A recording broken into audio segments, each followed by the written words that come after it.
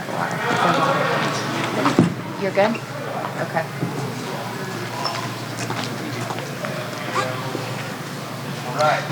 Good morning, y'all. Good morning.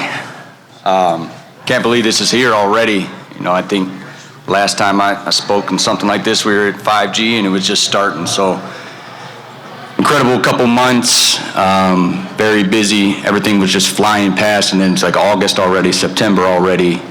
Everything's been so fast except for the last couple days. I think it's creeping along because we're so excited to get to practice, to be back on the basketball court with this new group. Like everyone said already before, how great a couple months it was this summer, and now we got to put it to practice. And very excited with the commitment of this group. Like other people have said, Matt and BG have talked about from top down. Our commitment to be in the gym, to be different, to work together, that's our competitive advantage. So it's extremely exciting what we've done and also where we're going, and it starts tomorrow. So open with questions. Okay, Greg. There you are, Greg. Coach, all the way in the back here. Yes, sir. First of all, best of luck on your first season. I cannot imagine how excited you must be to really get to work. I know a lot of guys are going to ask you about Devin and all of that, but I want to know about Dylan Brooks. What have you seen from him, and what's it mean to have a dude like that next to you instead of across from you?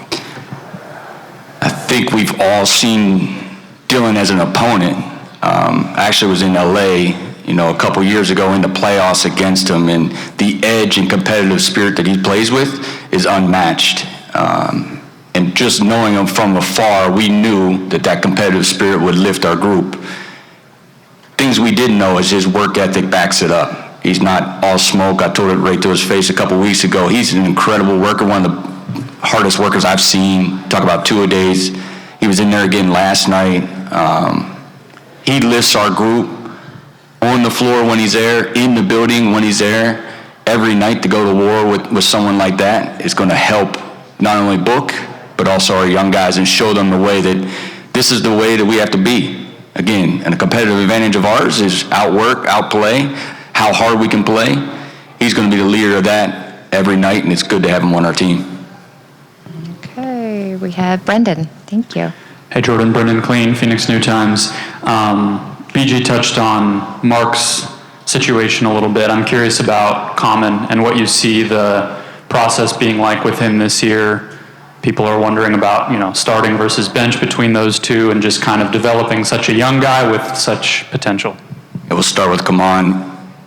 We were extremely excited about him as a player. Again, I'll talk about the person and the spirit. You guys are going to see it. You're going to see it at practice. You're going to see today when you talk to him. He's an incredible way about him because of his experiences. And then at the same time, we have to understand he's 19 years old.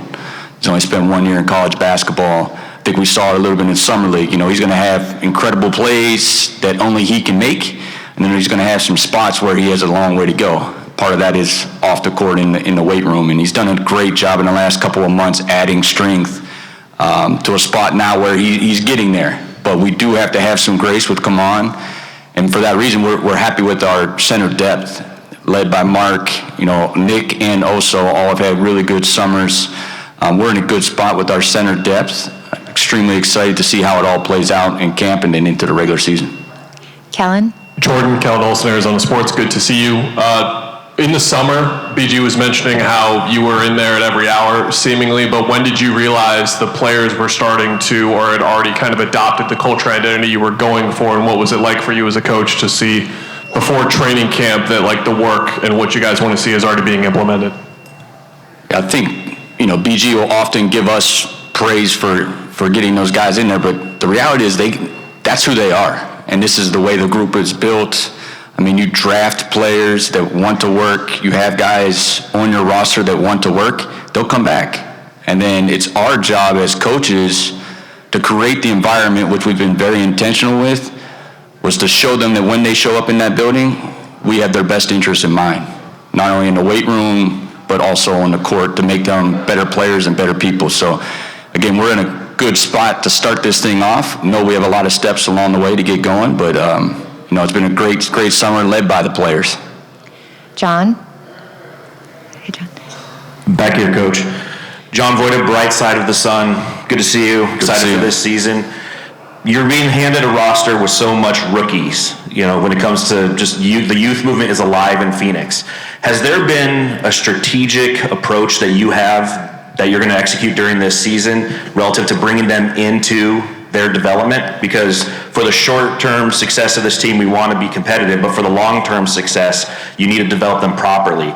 So do you have that kind of approach? And if so, what does that look like?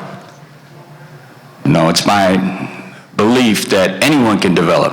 I think rookie, second year, fourth year, 10th year player, we all can develop, including us as staff, coaches, performance staff. This is the development world. We all want to be lifelong learners. It's the same on the basketball court. So we're going to have plans in place for not only the rookies, but the veteran players as well. It's going to be an intentional way to develop them for not only this current season, but in seasons to come. And it starts with the prep. And we've done a great job, led by the front office in Summer League. We started it already. We will have very deliberate goals of what we want these guys to achieve and help them along the way to get there. So it doesn't matter, rookie, second-year player, 10th year player, 12th year player. We're all about development because that's what we believe in, and that's what's going on around the NBA. We see it every day. Shane? Coach, Shane Ellen Forbes, nice to see you. Just wondering what you kind of envision for Colin on this roster and his role. It seems like his presence often goes under the radar with this team. I think Colin's had an incredible summer. Again, not knowing him very well, we actually played here in March, and he had big shots in the fourth quarter.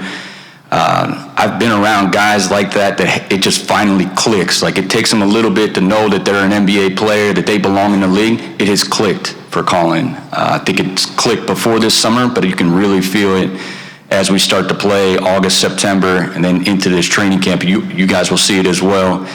He's just a hard-working, no-nonsense, tough, gritty, skilled. I think that's the part that everyone overlooks. Like, he's a skilled basketball player. The one elite skill that he has offensively is he can shoot off the dribble, and that's a major, major thing in the NBA right now. As a handler, he can shoot it. He's tough. You're not going to target him on the defensive end. He's had a great summer, and I'm extremely excited to see where it goes. Cam? Check. There we go. Jordan, good morning. Cameron Cox, 12 News. Morning. Obviously, a lot of firsts are going to happen for you coming up. I just wondered if you've thought about some of those things and what's it been like to, kind of plan for your first training camp and just kind of do some of those things personally as you've kind of waited your whole life for somewhat of this moment. Yeah, Cam, I'm thinking about tomorrow, to be honest with you. Like, to think about anything other than that, I don't think it's fair to this group. That's not kind of how I'm wired. We have a job to do, and that job is to get these guys ready to go. And we have this month of practice. The China trip throws a little wrench into it, just the distance and how long that trip is. But it's a challenge that we're willing to do, and we're going to maximize every second that we have, not only with our guys on the court, on that long plane trip to China and back. We're going to be very, very strategic in how we do things. That's what I'm focused on. All the other stuff, it will take care of itself if we do our own jobs. Okay. Espo? Jordan, Greg Esposito with PHNX. A lot of talk about who's going to be point guard on this roster, but I was interested in how you develop an offensive system that takes and elevates the unique skill sets of Jalen and Devin. Great question. Figured this would come up. I just think the game has changed. It's changed overall. We all see it. What the traditional point guard looked like 5 years ago, even 10 years ago, is drastically different than what it is today. I think when you scouting or you turn on the TV and you watch every night, the size of the playmaker or the initiator of the offense is different every night. Some guys are 7 feet tall initiating the offense, and some are, smaller, 6'4", 6'7". The sizes are all over the place. Part of the offense is we want to play fast. In order to play fast, you need to have multiple ball handlers. The other part of the offense is we're going to play fast and play in concepts, so we have to have solutions on whatever coverage is being played against us. And some nights on how they're going to play Jalen and Book, it may entail someone else creating that first domino or that first advantage. So the game has shifted. I think we're extremely lucky to have some depth in that guard position. I'm interested to see how it does play out in the preseason, but it's also our job as coaches to fit the play style and what we do offensively around the guys that we have. And for that, we're lucky. We're very lucky that we do have multiple ball handlers. It's going to be put some of those guys in a position that they haven't been in, and that part is exciting. And we're all going to try to find solutions that best fits us to win that night. Okay. Dwayne, last question. Yes, Coach, once again, congrats and wish you the best of luck this year. I find it interesting just hearing you talk and what you guys have been saying. Devin's role in terms of pushing the players to follow, okay, this is what we are, this is what we're going to be. How big is that for you as a coach, with him taking on that duty, that responsibility? Yeah, I think Matt said it, how lucky he is. How lucky am I? The first-year head coach to have a superstar, a guy that's proven in the league, a guy that's done it at every single level, NBA, Olympics, that's a blessing. And I think whatever's happened in the past has happened in the past. This is his team, and we're lucky again that he not only plays for the Phoenix Suns, he wants to live here. I've been around the different teams. To have your superstar in the state, in the city, in the gym is a major luxury for us. We talk about how the gym is felt and guys being in there to work. It starts at the top. And without his commitment, with us in Phoenix, with the Phoenix Suns, extremely, extremely grateful to him and looking forward to continue to build our relationship and see how this, preseason into the regular season goes. And he's going to be a great partner for us as we go forward. Thanks, Coach. Thanks, everybody. We'll have Devin Booker up in just a bit. Thanks, all.